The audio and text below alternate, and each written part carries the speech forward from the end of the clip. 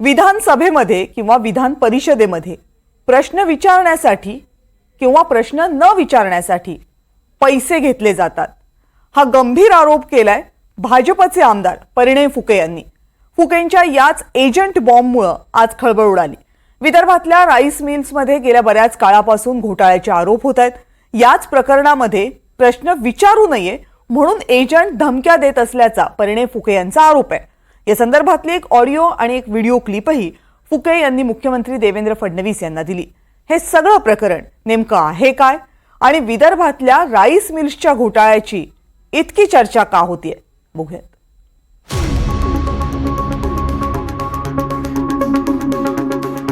ज्या विधान भवनातून राज्य कारभाराचा गाडा हाकला जातो त्याच सभागृहात प्रश्न विचारण्यासाठी किंवा प्रश्न विचारण्यापासून थांबवण्यासाठी पैसे घेतले जात असल्याचा खळबळजनक आरोप होतोय।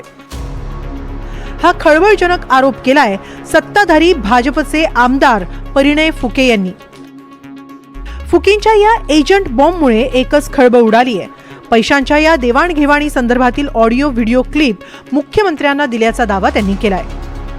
काल विधान परिषदमध्ये ही ज्यावेळेस लक्षवेधी लागली त्या जस्ट आधी मला संबंधित राईस मिलरने ऑडिओ क्लिप आणि व्हिडिओ क्लिप आणून दिले, ज्यात एक राजकीय पुढाऱ्याच्या एक राजकीय नेत्याचे जे उजवे हात आहे आणि डावे हात आहे त्यांची एक ऑडिओ क्लिप आणि व्हिडिओ क्लिप माझ्यापर्यंत आणून दिली आणि त्या संदर्भात त्या ऑडिओ क्लिप आणि व्हिडिओ क्लिपमध्ये त्या लोकांचे संभाषण आहे त्याला धमकून राहिले की तुम्ही आमच्या पक्षाचं काम नका करू किंवा तुम्ही आमच्या पक्षात काम नका करू किंवा विधानसभेमध्ये तुम्ही आमच्या पक्षाचं काम काय केलं, तुम्ही आमचं काय केलं आणि त्या संदर्भातलं पैशाचंही देवाणघेवाणच्या संदर्भात त्यांनी त्यात भाष्य केलेलं आहे। परिणय फुके यांनी आरोप केलेला आहे की विरोधकातल्या काही नेत्यांकडून जे आहेत ना ते प्रश्न विचारण्यासाठी पैसे दिले जात आहेत, एजंटगिरी चालू आहे। नक्की त्यांनी काही पुरावे मांडल्यात त्याची चौकशी आपण करूया। परिणय फुके ज्या विषयांसंदर्भात पैशांच्या देवाणघेवाणीचा आरोप करतायत ते प्रकरण आहे विदर्भातल्या राईस मिल्स संदर्भातलं। गडचिरोली जिल्ह्यातल्या 100 ते 150 राईस मिल्सपैकी 7 राईस मिल्सच्या प्रकरणांची चौकशी सुरू आहे। विधानसभेत प्रश्न लावण्यासाठी नेत्यांच्या एजंटकडून पैशांचे व्यवहार होतात, तसंच विधानसभेत प्रश्न विचारले जाऊ नये यासाठी पैसे दिले जातात। 2 दिवसांपूर्वी राईस मिल्स कार्यालयातल्या एजंटनं पैशांची मागणी केल्याचा आरोप आहे। विधानसभेत प्रश्न लावू नये अन्यथा गंभीर परिणाम भोगावे लागतील अशा धमक्या दिल्या जातात। या प्रकरणात विरोधी पक्षातले आमदार आणि त्यांचे 7 ते 8 जवळचे कार्यकर्ते सहभागी असल्याचा फुके यांचा आरोप आहे। भंडारा आणि गोंदिया जिल्हे तांदळाचं कोठार म्हणून ओळखले जातात। या जिल्ह्यातल्या राईस मिल्समध्ये घोटाळ्याचा आरोप आहे। या प्रकरणी विधानसभेत आवाज उठवून चौकशीची मागणी करणार असल्याचं काँग्रेसच्या विदर्भातल्या नेत्यांनी सांगितलंय।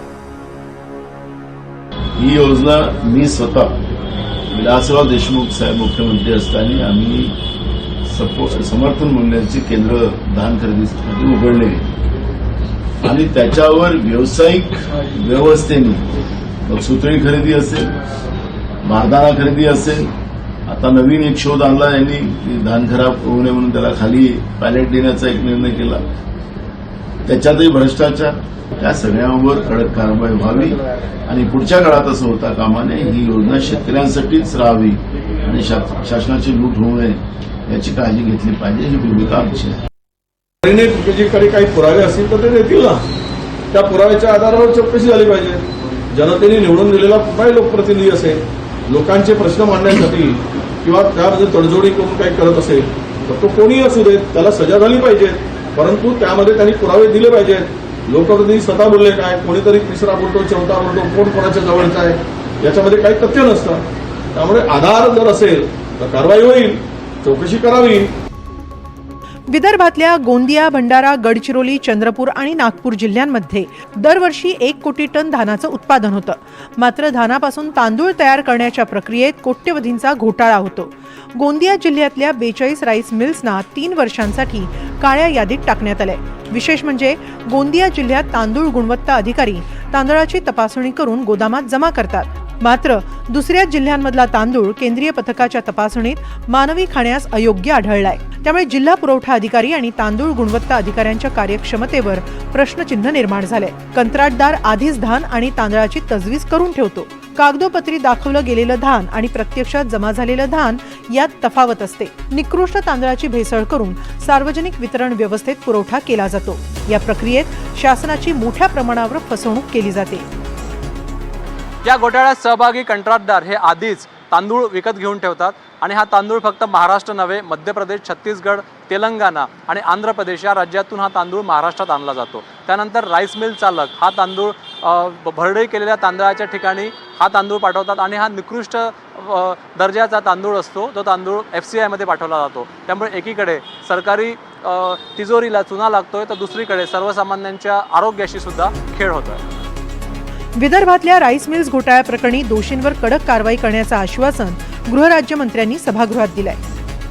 तर दोषी अधिकाऱ्यांची मस्ती आठवड्याभरात उतरवणार असल्याचा इशारा अजित पवारांनी दिलाय. आपण आता 2 कोटीचा आता एखादा मिल धारकावरती आपण जवळपास जे दोषी गिरणी-धारक आहे त्याच्यावर आपण 2 कोटीचा आपण त्यांना दंड देखील आकारला, परंतु माहिती घेतली असता हा देखील दंड भरलेला गेला नाहीये. म्हणजे अशा पद्धतीचं अध्यक्ष म्हणून नक्कीच लक्ष देणं हे अत्यंत गरजेचं आहे आणि ह्या प्रश्नाचं गांभीर्य लक्षात घेता हे संपूर्ण प्रकरणाची चौकशी केली जाईल आणि जे कोण दोषी असतील, सभापती महोदय आपल्या माध्यमातून मी सभागृहाला सांगू इच्छितो, जे कोणी दोषी असतील त्यांच्यावरती कठोर कारवाई केली जाईल. गडचिरोली परिसरामध्ये जे काही काम चालतं ते जिल्ह्यातील धान भरडण्याच्या संदर्भात त्याबद्दल मी स्वतः त्याबद्दलची बैठक घेऊन आता जी काही नावं दिली, जे काही मिल दिलेले आहेत तिथले अधिकारी कोण, किती वर्ष, काय ते सगळं मी एक 8-1 दिवसामध्ये सगळं मागून घेतो आणि जे अधिकारी तिथं निगरगट्ट झालेत, अक्षरशः त्यांना मस्ती आलेली आहे, त्यांची मस्ती देखील उतरवतो आणि यांचा सगळ्यांचा बंदोबस्त करतो. पूर्व विदर्भातला हा धान घोटाळा किमान 1000 कोटींचा असल्याचे आरोप यापूर्वीही झाले.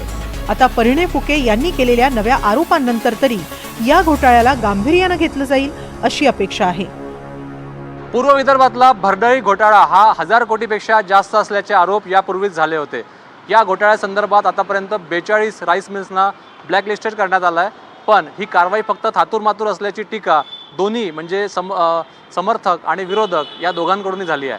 त्यामुळे आता या ऑडिओ क्लिपच्या निमित्तानं तरी आता हा विषय चर्चेला गेला आहे. पण या प्रकरणात कारवाई होते का हाच खरा प्रश्न आहे. व्हिडिओ जर्नलिस्ट विनय शुक्लासह प्रवीण बुधोळकर, NDTV मराठी, नागपूर.